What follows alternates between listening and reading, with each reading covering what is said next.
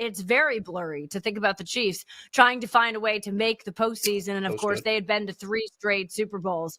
And then you look at the Philadelphia Eagles, who, good gracious, Monday Night Football. What was that? I mean, that team might be defensively, like, I could sit and watch them all day, right? I mean, that Eagles defense is ridiculous, save for what happened against the, Chicago Bears, where they just absolutely ran it down their throats.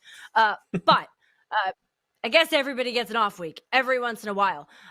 Offensively, though, there might not be a more challenging offense to watch in this league. I don't know how else to put it, right? I mean, some of the infuriating, maybe.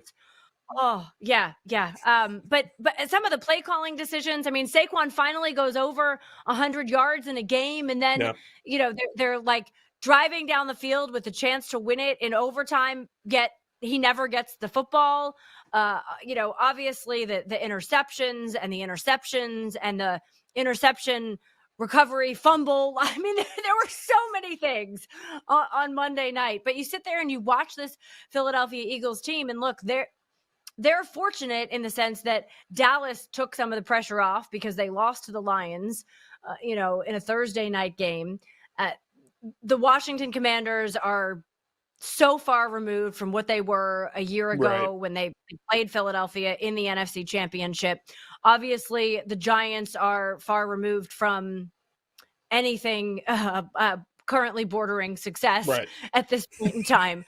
So we haven't seen a repeat winner in the NFC East in 20 years since Philly won it back-to-back for a number of seasons. They should win it this year, given the cushion that they have. But I also can't even say that definitively because you watch the brand of football that they're currently playing. Yeah, I am flabbergasted. It's the Stephen A. Smith meme. Like, I've been hoodwinked, bamboozled, led astray. I was promised a good football team coming into this year. Talking about the Philadelphia Eagles, defending Super Bowl champions, they kind of walked their way through last season. Obviously, Los Angeles gave them a run for their money in the divisional round, and everything else was kind of a walk in the park for them. This year has been the biggest slugfest with themselves. Like, they haven't really fought anybody else. Obviously, they've had the games against other teams, but it's like they're in the ring with themselves, and they're just beating the crap out of themselves. Every which way you look, it is there are new issues, there are recurring issues. There's A.J. Brown and his weird kind of like, if he's getting the ball and they're not winning, it's kind of fine. If he's not getting the ball and they're winning, it's not great. If he's getting the ball and they're winning, no one's ever heard of a happier guy in the world. So you have to play that balancing game of how to deal with him. Saquon Barkley has not been the same player. I think a lot of that has to do with the fact that their offensive line has dealt with more injuries this year than I can remember with that unit, because it's been a lot of the same guys for a long time. As I have a mustache hair in my mouth, they've started to really kind of find themselves. That's what they're doing out there. They're trying to tweak their mustache all the time. But they and it all comes back to the same conversation where you mentioned it with the fact that they've gone on these long playoff runs and they've played deep into the season, and the same thing with Kansas City. It's going to catch up to somebody eventually in terms of just the toll that it takes on your body. With Philly, we see it with Lane Johnson, and he's been kind of in and out of the lineup for the last month, dealing with injuries. A guy who never missed time for years, was like the epitome of a stable player at a position you really need stability. He was there, and he hasn't been this season. And they've had the interior three guys kind of flip-flop, mismatch. They're all playing different positions. They're in and out of the lineup. And when your entire identity is based off your offensive line, you can't afford to have missteps. It's not even like major injuries. It's just, all right, we're without a guy for a couple of weeks. We got to figure it out. And for as great as each individual player has been, the unit itself has not been what they need it to be to have Right. success. For Jalen Hurts to have success, for Saquon Barkley to have success, and in turn, obviously, A.J. Brown and Devontae Smith and Dallas Goedert. For them to have success, they need that offensive line to kind of be perfect, which sounds crazy talking about the amount of talent they have, but we've seen it now where when the offensive line is healthy, they're great. When they're not, it has a ripple down effect on everybody, and the effect is so big that it turns a great Super Bowl, like one of the all-time dominant teams, into a team that can't get out of its own way. And I think with Kansas City, it's a lot of the same. It's offensive line injuries. It's the defense, maybe the fact that we've seen so much of Steve Spagnuolo's defense that it's caught up to them. You know, if CJ Stroud is diagnosing your blitz schemes and making third and long You got a throws problem. and yeah, you have an issue. He's talented, and I think he's a really good quarterback. I have no questions about him in Houston. I don't think he's exactly like Tom Brady out there, though. It's not like he's a veteran. He's been there for 15 years, and he knows that he's seen everything. It's just everybody's seen what they do well. So I do think the fact that both these teams have played in the playoffs deep for multiple seasons, it's caught up to them, and it's going to have the effect of, obviously, Philly, I think, is still going to make the playoffs, but I don't have any sort of trust in them making another deep run just in terms of injuries. And then Kansas City, I don't even know if they're going to make it in. It's a long uphill climb for them to get back into the postseason. So there's no doubt in my mind that the fact that they've gone far into the postseason the last 2-3 years, that's rearing its ugly head now. It's hard. I mean, you go play in a Super Bowl for 3 straight years.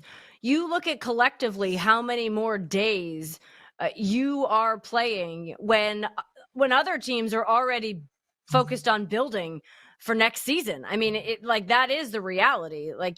And that's where everybody wants to get to. It's a great problem to have.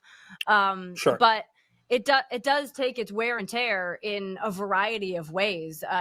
Both to your point in, the film that you're consistently putting out there, on the wear and tear on players' bodies and the recovery and having less of it, on an organization that is wholly focused on next season as opposed to on this season. Again, every single franchise, all 32 of them are like, yeah, my hands up. I want to be in that position.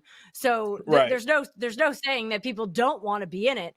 But it does create its own challenges when you're consistently in that space, right? I mean, I think that's why it's so rare that we see teams get to that point season in, season out, and have that kind of dominance.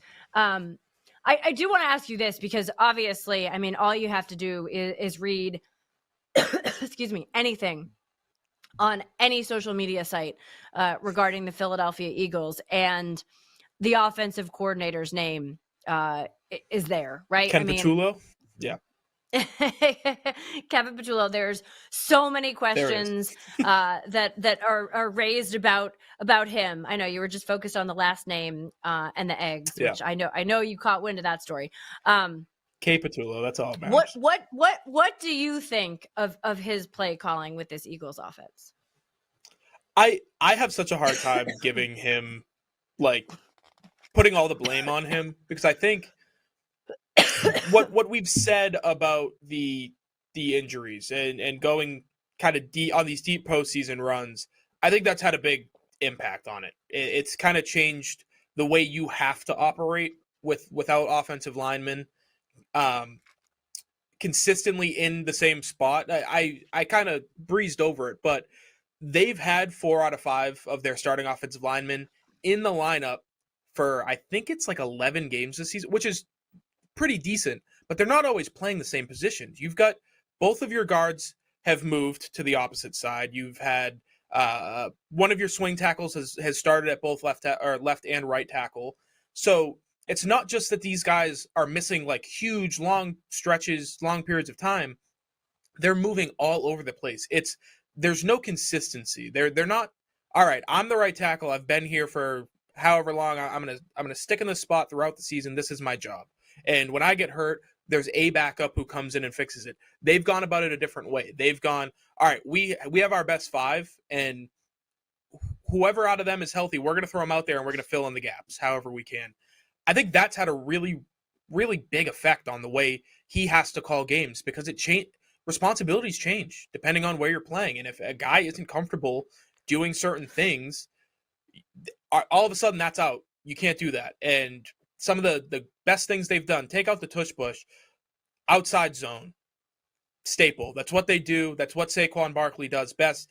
Get him on the outside, give him a cutback lane. He's going to make a ton of guys miss. They just can't do that anymore. All right, so your best play is off the board. We saw him do it a couple times the other night. I mean, and that was how he was able to get and break, and have some of those yards that he did. But I mean, I think he has maybe like 4 or 5, 20-yard runs on the season. Right, and half of them were on Monday. So that's a situation where clearly Kevin Patullo, sorry I messed up his name earlier, but he's at a point where he's coming into this offense. He obviously knew it. He was on the staff for a long time. He knows the offense, but everything that he's known it's like a puzzle. He's trying to put all the pieces back together because he doesn't really know what fits where anymore because things have changed around him. So it's not so easy like, all right, this is a ready-made offense for you. They were one of the best in the NFL. They still have their struggles. Third down, they've never been all that great. But ready-made offense for you, just slide into the role that Kellen Moore had and you're good. It's not quite that simple. And with the passing game, I think it's very clear that Jalen Hurts has regressed pretty immensely. Like, we see him make great throws. He made a few on Monday night, but the decision-making has been really bad. The interceptions, these aren't like bad or bad luck. He threw a good ball, it got tipped, a receiver dropped it. There have been a couple of those, but that last interception in overtime, that's classic. You think you could fit a ball in between two players, and you can't.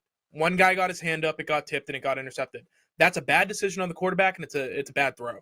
So there's been regression at the quarterback position. There's been no continuity on the offensive line. I think that's been the biggest issue. I don't necessarily know if it's been the offensive coordinator, but I can tell you with 1,000% certainty, there's going to be a different guy calling plays next year. That's just the way the NFL works. You had a top 10 offense. Now you got a bottom 10 offense.